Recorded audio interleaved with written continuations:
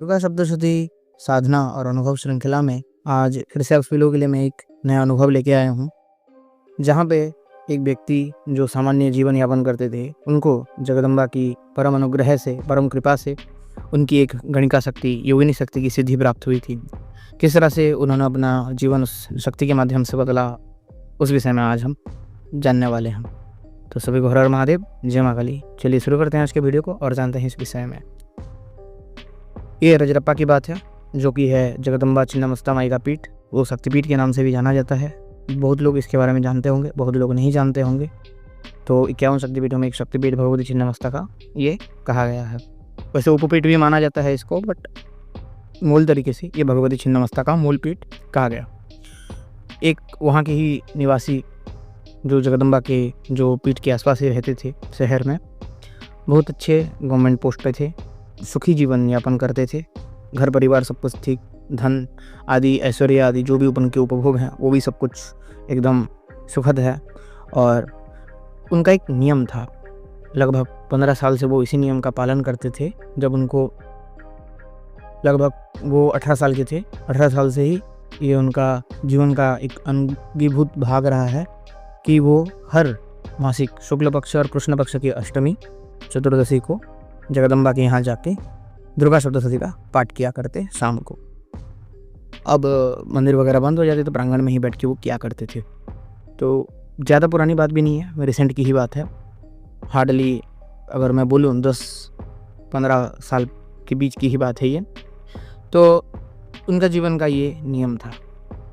पता नहीं, जब वो बचपन में थे 17-18 साल के, तो उनके अंदर से एक आंतरिक प्रेरणा हुई कि जगदम्बा के लिए कुछ स्तुति वगैरह किया जाए। तो उसी के बीच जो उधर के पाठक वगैरह होते हैं, जो दुर्गा सप्तशती वगैरह पाठ करते हैं, तो उनसे ज्ञान प्राप्त करके उन्होंने सप्तशती पाठ प्रारंभ किया था। लगभग 10-15 साल हो गए होंगे उनको लगातार पढ़े पढ़े। एकाएक समय आया था, आषाढ़ की गुप्त नवरात्रि का समय था। वो आषाढ़ की गुप्त नवरात्रि के समय में वो जिस तरह से उनका नियमित था कि वो जो भी अपना कार्यकलाप आदि शाम को पूर्ण करके जगदम्बा के यहाँ पे जाके बैठ के अष्टमी के दिन पाठ करते। तो अष्टमी के दिन वो उधर चले गए और जो भी अपना पाठ वगैरह था वो कंटिन्यू किया। दीर्घ 10-15 साल में उनके विशेष कुछ अनुभव रहे नहीं। जगदम्बा की कृपा से उनका सब कुछ अच्छे से चल रहा था, मंगलमय था। लेकिन उस दिन कुछ अलग हुआ। शाम का समय था, बारिश का माहौल था, तो मंदिर में ज़्यादा भक्त भी नहीं थे, श्रद्धालु भी नहीं थे, और मंदिर के कपाट तो वैसे भी बंद ही हो जाते हैं उस समय। तो रहता है कि वो पाठ कर रहे थे, अचानक उनको एक जोर का, तेज का झटका बॉडी में महसूस हुआ। सडनली उनके अंदर एक दिव्य प्रेरणा अंदर से चैतन्य हो गई, और वो प्रेरणा ऐसी थी कि उनको ऐसा लगा कि उनके जीवन का सब कुछ यहीं पे बैठे बैठे अब उनको मिल गया है। अचानक उस झटके के बाद और एक दिव्य स्फुरणा के बाद एकदम गुमसुम होके जो पाठक थे, जो दुर्गा सप्तशती पाठ कर रहे थे, जो साधक थे, वो चुप होकर घर में आ गए, घर में सो गए। सोने के बाद उनको कई प्रकार के दिव्य सपने और सपनों में जगदम्बा के दर्शन हुए। तो उन्होंने सपनों में जब देखा तो उन्होंने पाया कि जगदम्बा का जो विग्रह आदि है, उस विग्रह के सामने कोई एक स्त्री खड़ी है, जो एक दिव्य वेशभूषा से संपन्न, किंतु अत्यधिक भयावह भी थी वो। तो जैसे ही उन्होंने वो चीज़ अनुभव किया या फिर देखा उन्होंने, तो सडनली उन्होंने पाया कि पता नहीं ये क्या था क्या नहीं। वो स्त्री उनकी ओर आगे बढ़ने लगी और उनसे बात करने की इच्छा रखी, किंतु वो सडनली अपने सपने से उठ गए और वो सब कुछ फिर ख़त्म हो गया। सुबह जब उठे थे, वो एक ऐसी स्पृहा के साथ अंदर से उठे थे मानो जैसे उन्होंने कई घंटों की नींद ले रखी हो, और एकदम अलग प्रकार की ताकत, अलग प्रकार की शक्ति, अलग प्रकार की अपने बॉडी के अंदर ऊर्जा महसूस के साथ वो उठे और अपना दैनिक कार्य आदि करने लगे। अष्टमी पूर्ण होके शुक्ल पक्ष की चतुर्दशी आ गई। फिर उन्होंने वही नियम को दोहराया कि शाम को जाके उधर बैठ के दुर्गा सप्तशती का उन्होंने पाठ चालू किया। जैसे ही पाठ चालू किया तो उन्होंने पाया कि उनके इर्द गिर्द कोई, ऐसा लग रहा था कि कोई घूम रहा है, कोई उनको बारंबार आभास कराने की कोशिश कर रहा है, कोई उनसे बात करने की चेष्टा पे है, लेकिन हो नहीं पा रहा है। वो इस चीज़ को अनुभव किए, लेकिन वो चीज़ भी संपन्न उस दिन नहीं हो पाया। और ऐसी प्रकार का अनुभव के साथ उस दिन उनका गुजर गया और फिर वो आ गए लगातार, वो फिर आ गए अपने घर में और फिर सो गए। तो उन्होंने फिर से इस बार जहाँ पे वो दुर्गा सप्तशती पाठ करते थे वहाँ पे एग्जैक्ट वही जगह पे जहाँ पे वो बैठे थे वहाँ पे एक वही स्त्री को बैठे देखा जो पहले स्वप्न में उनको दिखी थी। वो स्त्री इस बार उनके पास आती है और उनसे बात करना चालू करती है। तो बात करते करते उस स्त्री ने उनके जीवन के कई ऐसे पहलुओं को उनको बताया जो उनको पता नहीं था। उनकी आध्यात्मिक गति और दुर्गा सप्तशती उनके जीवन में आना क्यों आया, कैसे आया, उस सभी के विषय में उसने बताया उनको। तो एकदम वो अचंभित हो गए उस समय और अचानक फिर से सपना टूटा और वो उठ गए। उठने के बाद एक अंतरंग प्रेरणा के साथ वो उठे और जिन चीज़ों को वो स्वप्न में सुने थे उन सभी चीज़ों को उन्होंने परीक्षण करने की प्रयास किया। जैसे जैसे देवी ने बोला था और उन्होंने परीक्षण किया उन चीज़ों को, उस सभी कुछ सटीक और एकदम सही हुए। वो अपने सुबह ये सारी चीज़ को परीक्षण करने के बाद अपने जो भी काम आदि में चले गए। काम आदि के जो अपने कर्म आदि से आने के बाद वो अपने घर गृह में बैठे ही थे और उनको अंदर से एक प्रेरणा हुई कि मुझे अभी जाके दुर्गा सप्तशती पाठ करना चाहिए जगदम्बा के यहाँ। तो पूर्णिमा की रात्रि को लगभग काफ़ी देर रात हो गई थी, फिर भी मंदिर के प्रांगण वगैरह उधर खुले होते हैं, तो उधर मंदिर प्रांगण आदि में जाके वो उधर बैठ के सप्तशती आदि का पाठ प्रारंभ कर दिए। पाठ प्रारंभ करते करते कुछ समय बिता ही होगा और उनके सामने एक देदीप्यमान आकृति प्रकट हुई। वो आकृति लगभग पारदर्शी थी, उनको अच्छे से दिख नहीं रही थी। तो वो आकृति उनसे वही बात दोहराई जो उन्होंने स्वप्न में देखा था। ये हैरान हो गए और वो आकृति ने बोला कि मैं वही हूँ जो जिनको आपने स्वप्न में देखा है। काफ़ी ये घबरा भी गए उस चीज़ को देखते हुए, कारण इससे पूर्व इनका कुछ विशेष प्रकार का अनुभव नहीं था। इस प्रकार के अनुभव को ना वो किसी से साझा कर रह सकते थे ना कुछ कर सकते थे। ऐसा होने के बाद उनके अंदर एक अलग प्रकार का बदलाव आया। वो स्त्री जब उनके सामने खड़ी हुई पारदर्शी रूप में, तो उन्होंने बोला कि इस विषय में किसी को नहीं बताया जाए, ना अपने घर परिवार को, ना अपने बंधु बांधव को, ना किसी और को, केवल और केवल ये अपने तक निजी रखें। और उन्होंने बोला कि कल आके फिर से आप पाठ करिएगा। तो पूर्णिमा की रात्रि बीत गई, रात्रि भर वो सो नहीं पाए। सुबह कार्य में गए, कार्य समाप्त करने के बाद उनका जो डेली का वर्क होता है उसके बाद वो आ गए जगदम्बा के फिर से मंदिर में। शाम को जब वो पाठ किए तो पाठ करने के बाद उनको एक उसी स्त्री की आकृति पुनः दिखने लगी, किंतु वो इस बार पारदर्शी नहीं थी। वो इस बार प्रत्यक्ष रूप में उधर आके खड़ी हो गई थी।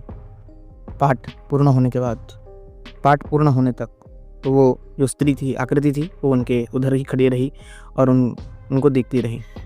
अचंभित तरीके से उस स्त्री को देखने लगे, जैसे कोई एक अलौकिक की शक्ति उनके सामने प्रत्यक्ष हो गई हो और आज तक जीवन में जिस चीज़ के बारे में उन्होंने जाना नहीं, सुना नहीं, कुछ नहीं किया था, सडनली वो उनके सामने घटित होने लगा। तत्क्षणात वो स्त्री जब उनका पाठ पूर्ण हुआ तो उनसे बोली और उनको अपने पूर्व जन्म और पिछले सभी चीज़ों के बारे में उनको याद दिलवाया कि आप इस प्रकार के उपासक रहे थे, लेकिन पूर्व जन्म में इस जगह पर आप रुक गए थे, जिसकी वजह से आपकी मुक्ति नहीं हो पाई थी। पुनर्जन्म आप लिए हो, भगवती के शरण में रह के आप ये पाठ करके आप मुक्ति को प्राप्त करोगे। तो इस प्रकार का जब उनका अनुभव रहा था और उसके बाद वो स्त्री उनको एक छोटा सा मंत्र दे के गई कि ये मंत्र को आने वाली जो अमावस्या की रात्रि है, इधर आके आप इस जगह पे बैठ के बस जाप कर लेना। कितना जाप करना है? मात्र और मात्र 15 माला। तो एकदम बहुत जो कह रह गए।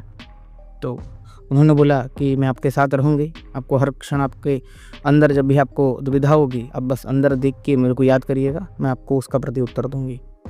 तो उन्होंने बोला ठीक है, और उसी तरह रहा। आने वाली अमावस्या के लिए और लगभग 14 दिन बाकी थे। 14 दिन के अंदर उनके जीवन में जिस प्रकार की समस्याओं को उन्होंने फेस किया, चाहे घर की समस्याएं हैं, चाहे ऑफिस की कार्यकलाप की समस्याएं, उन सभी समस्याओं से रिलेटेड, चाहे छोटी सी ही छोटी क्यों ना हो, उन सभी समस्या से रिलेटेड जब उन्होंने उनके विषय में पूछा तो उसके डिटेल में उनके अंदर से उस चीज़ का जवाब आने लगा। और जवाब एकदम सटीक। हर किसी को जब वो देखते, किसी व्यक्ति को देखते, किसी व्यक्ति के साथ वो बात करते, तो अंदर से ही, उनके अंदर से ही उस व्यक्ति के बारे में, वो क्या किया है, क्या जन्म है, उसका पूर्व जन्म क्या है, इस जन्म में क्या करना है, सब उनको पता चल रहा था उस विषय में। तो धीरे धीरे समय बीतता गया, अमावस्या आ गई। अमावस्या की रात्रि को जब उन्होंने उस मंत्र का जाप चालू कर दिया, जाप चालू करते करते उनको थोड़ा समय बीता ही होगा कि अचानक वो देवी उनके सामने प्रकट हो गई और बैठ गई। 15 माला पूर्ण होने के बाद वो देवी उनसे बोली कि मैं आपसे परिपूर्ण रूप से सिद्ध हो गई हूँ, और जगदम्बा के कृपा प्रसाद से मैं आपके पास आई हूँ आपको सब कुछ गाइड करने के लिए। उसके बाद उन देवी ने उनको सभी प्रकार की चीज़ों के बारे में उनको अवगत कराया, तंत्र साधना के कई चरम सीमाओं तक के विषय में उनको बताया और तंत्र साधना में गाइड करके उनको आगे ले गए। देखते ही देखते 6 महीने के अंदर वो साधक इतने प्रबल तांत्रिक बन चुके थे, मानो उनके सामने ये सामान्य से दुनिया एकदम तुच्छ है। तो ऐसे प्रखर तांत्रिक बनने के बाद या फिर प्रखर साधक बनने के बाद वो फिर इस संसार से कट गए अर्थात अचानक ही उन्होंने अपना जो कुछ था वो सब कुछ छोड़ दिया, जॉब छोड़ दी और वो अपने परिवार के साथ कहीं एक जगह पे गायब हो गए। सडन गायब हो गए और ऐसे गायब हुए कि उनके बारे में किसी को पता नहीं लगा। फिर लगभग 3 साल के बाद, उनके गायब होने के बाद 3 साल के बाद एक उधर के ही उनके एक मित्र थे जो उस मंदिर में पूजा पाठ किया करते, तो उनको पता लगा था और उन्होंने इस विषय में उनको सब कुछ डिटेल में बताया था। तो इस प्रकार की इनकी अनुभव थी और अंततः वो मुक्ति को ही प्राप्त कर ही गए हैं। तो कहने का तात्पर्य ये है, देखिए अब लोग बोलते हैं कि हमने दुर्गा सप्तशती का इतना पाठ किया, ऐसा हुआ वैसा हुआ, हमारे साथ कुछ अच्छा नहीं हुआ है।